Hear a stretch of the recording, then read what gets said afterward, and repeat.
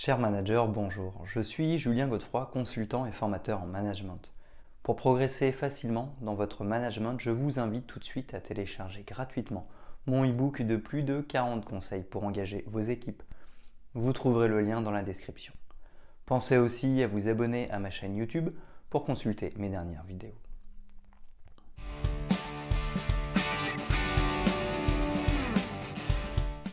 Pour développer ses compétences managériales, un apport théorique est essentiel.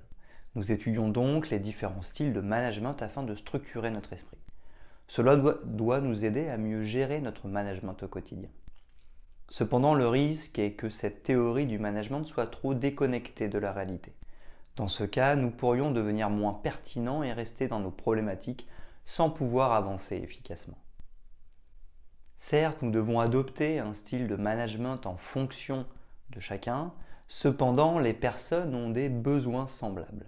En effet, la théorie de Maslow est valable pour tout le monde. Mais nous pouvons être plus concernés par certains besoins plutôt que d'autres. Nous avons plus ou moins besoin de sécurité ou d'appartenance, mais nous avons tous besoin de sécurité et d'appartenance.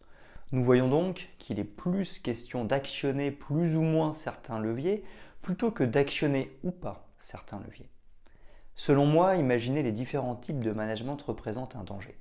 Cela signifie que nous allons utiliser certains aspects managériaux avec certaines personnes et pas avec d'autres.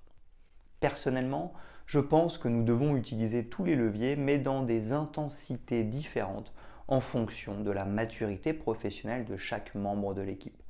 La théorie concernant les différents modes de management a tendance à trop cloisonner.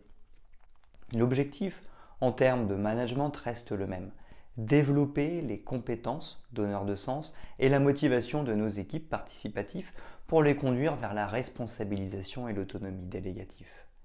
Ces ingrédients seront les mêmes pour chaque collaborateur, mais suivant les personnes, nous allons insister plus ou moins sur certains points. Tout dépendra du degré de compétence ou de motivation de la personne. Je pense que les ingrédients sont toujours les mêmes. Tout est question de degré et de niveau de maturité du collaborateur. Je m'explique.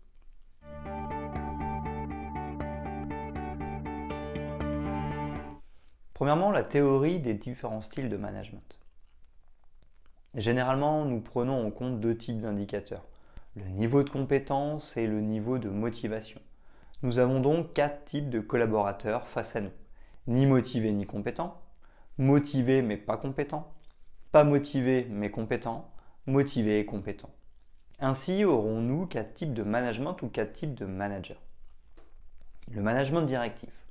Dans la théorie concernant les différents styles de management, face à un collaborateur qui n'est pas compétent et qui n'est pas motivé, nous allons avoir un style managérial directif. Nous allons adapter notre manière de manager en imposant à notre collaborateur ce qu'il a à faire.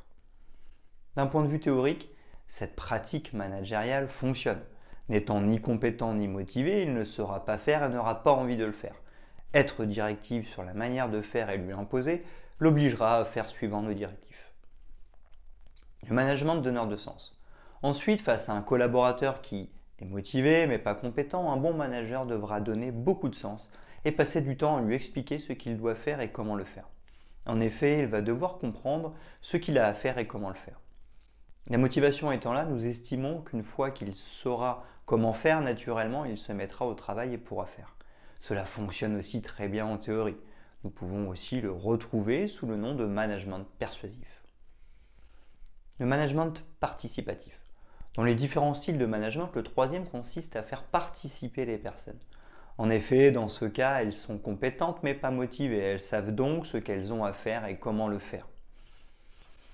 Le problème ici est qu'elles n'ont pas envie de le faire. Il va donc falloir apprendre à les mettre en dynamique et développer leur motivation avec les bonnes pratiques managériales. Pour cela, les faire participer pleinement dans les projets favorisera leur implication et aura de fortes chances de les motiver. En effet, elles seront motrices dès le début des projets. Elles participeront aux prises de décision et à l'élaboration des plans d'action. Ceux-ci seront plus proches de leurs attentes et besoins, ce qui développera leur motivation. Encore une fois, ce modèle de management fonctionne en théorie. Le management délégatif. Ici, nous sommes face à des collaborateurs qui sont compétents et motivés, il a donc envie de faire et ils savent comment faire. Nous devons donc les laisser faire puisqu'ils ont toute l'autonomie nécessaire pour mener à bien le projet.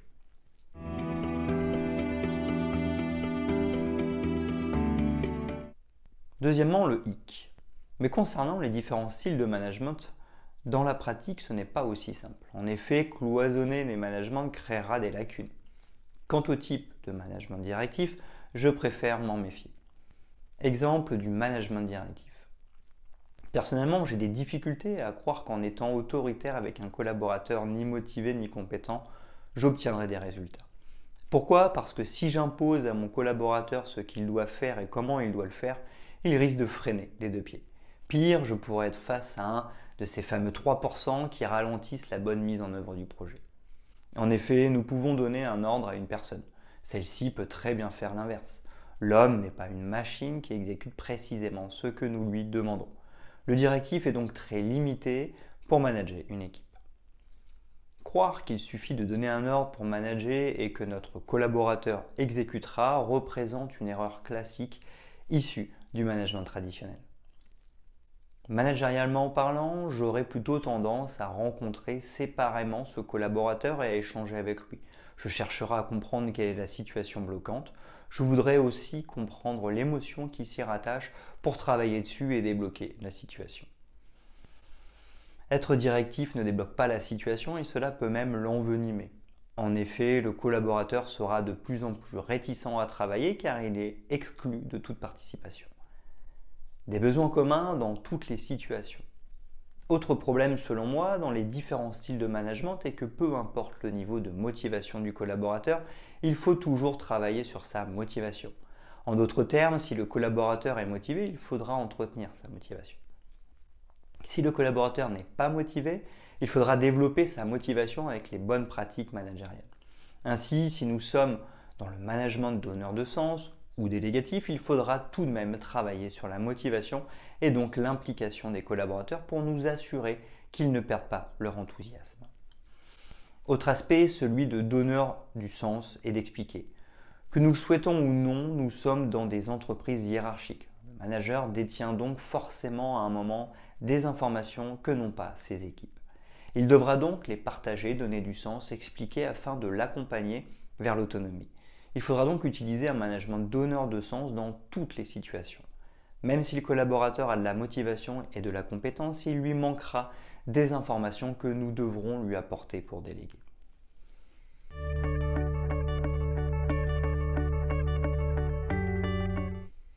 Troisièmement, un management universel. Bien évidemment, nous pourrions penser que les différents styles de management doivent nous aider à structurer notre esprit. Mais en réalité, je trouve qu'ils nous mènent sur le mauvais chemin. Il ne peut pas y avoir différents styles de management car donner du sens et faire participer sont indissociables. Nous devons constamment utiliser ces deux aspects car nous devons constamment entretenir ou développer les compétences et nous devons constamment entretenir ou développer la motivation. Illustration. Par exemple, si la personne est motivée et pas compétente, nous devons adopter le management adapté et utiliser le mode donneur de sens. Nous allons expliquer et montrer comment faire pour développer la compétence de notre collaborateur. Mais si nous abandonnons le mode participatif, nous risquons de voir baisser la motivation car c'est une attitude que nous devons entretenir. Nous devrons donc utiliser le mode participatif en complément du mode donneur de sens. Dans les différents styles de management, faire du donneur de sens ne développe pas complètement la motivation. De l'autre côté, utiliser le management participatif ne développe pas forcément la compétence. Enfin, si nous faisons du délégatif, nous devrons tout de même nous assurer que nos équipes aient bien la compétence et la motivation. Si c'est bien le cas, nous devrons nous assurer qu'elles conservent bien leur motivation et leurs compétences. Utiliser le donneur de sens et le participatif sera donc tout de même nécessaire, même si nous devrons l'utiliser plus légèrement. Le directif, un style de management. Dans les différents styles de management et les relations humaines, le directif est trop binaire pour s'adresser aux êtres humains. Nous parlons aujourd'hui qu'il faut s'adresser à la tête, au cœur et aux tripes de nos équipes. Si un collaborateur ne sait pas faire et n'a pas de motivation, utiliser une méthode aussi binaire que la directivité ne va pas nous conduire bien loin. En effet, je me mets dans la peau d'un collaborateur qui ne sait pas faire et qui n'est pas motivé.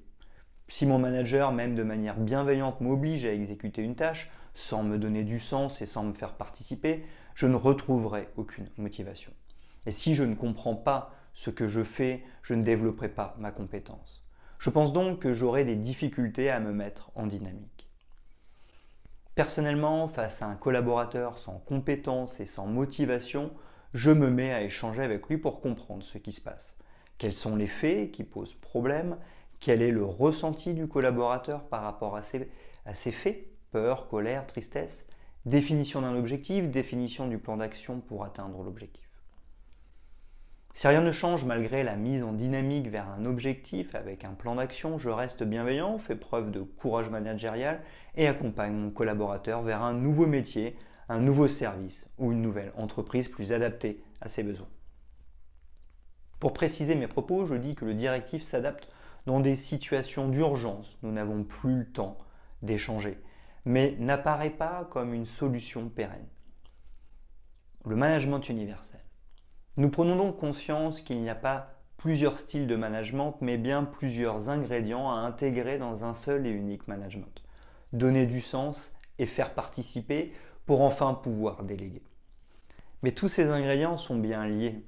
La délégation ne sera pas possible si nous ne donnons pas du sens ou si nous ne faisons pas participer les personnes. En d'autres termes, déléguer, c'est donner du sens, responsabiliser et faire participer. Il n'y a donc pas plusieurs styles de management efficaces, mais un seul qui se compose de plusieurs ingrédients. De cette manière, nous atteindrons l'objectif de développer ou entretenir les compétences et de développer ou entretenir la motivation de nos équipes. En d'autres termes, nous développerons l'autonomie des collaborateurs.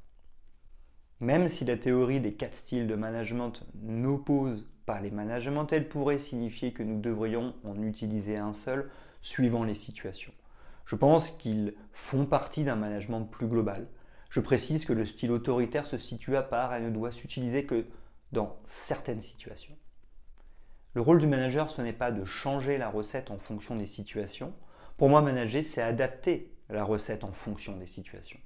Mais les ingrédients de cette recette restent les mêmes. Au-delà d'un mode de management universel où c'est le dosage des ingrédients qui change et non pas les ingrédients, le management est avant tout une question de relations humaines dans un cadre professionnel.